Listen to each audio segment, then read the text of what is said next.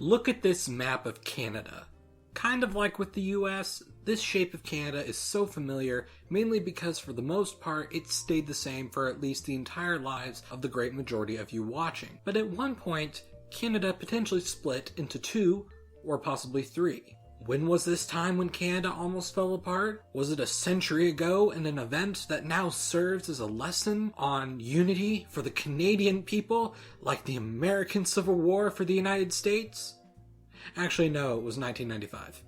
Okay, so remember the whole Scottish independence referendum thing from 2014? Well, the same thing essentially happened in Quebec. For those of you who don't know, Quebec used to be a French colony that was eventually made a part of the British Empire after the French and Indian War. Well, those people who spoke French didn't exactly die off, and to this day, French is the native language of 78.1% of the modern Quebecois population. This is not a minority here. In fact, the only official language of Quebec is French. So with the rest of Canada being overwhelmingly English, a Quebec secessionist movement arose and was pretty strong. So they had a referendum in 1980 with TV debates, discussions, etc. 59.56% voted to stay with Canada, ending the matter. Except not really, because when I said first independence referendum, I am indeed clarifying there was a future one. In 1995, the same situation happened again. Quebec decided to have another referendum. If the people voted yes, the premier, which is essentially the governor, of Quebec planned to declare unilateral independence for Quebec.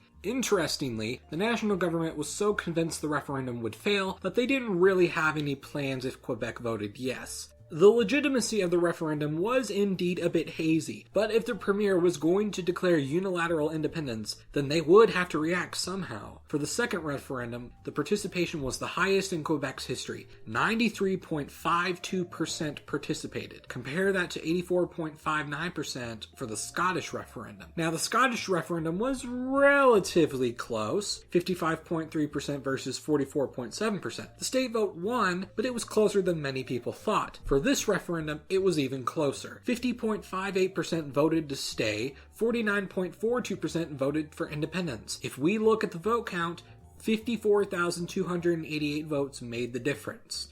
So what about that possible 3 in the title? Well, the third entity that might have left Canada was, surprisingly, Saskatchewan. To be fair, the odds of this happening were impossible if Quebec didn't secede, and even if they did, they likely wouldn't have had the same success, but they did indeed explore the possibility of leaving. The Western Canadian provinces and territories for a while felt like they were ignored. With the majority of Canada's population and wealth in the east, and with many resources in their own provinces, they felt they had an unfair relationship. A lot of secessionist movements in Canada were in the West. The height of this feeling continued into the 1970s and 1980s, but some pro-independence parties still exist today, even though they never win anything. Well, it was revealed in 2014 that the premier of Saskatchewan at the time of the second Quebec independence referendum in 1995, Roy Romanow, made secret cabinet meetings to discuss the ramifications of a Quebec yes victory. They discussed 3 possibilities.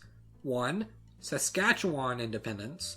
2. Saskatchewan teaming up with Alberta and British Columbia for an independent nation, or 3, Saskatchewan being annexed by the United States. The premier said he was glad he never had to go further with this and that he in fact loved Canada, but he also felt it was his duty to help his province's citizens. Regardless, it can show how one event can affect many others. I mean, imagine if Canada ended up like this, or this, or this, all because 54,288 people decided not to mark a check mark on a piece of paper.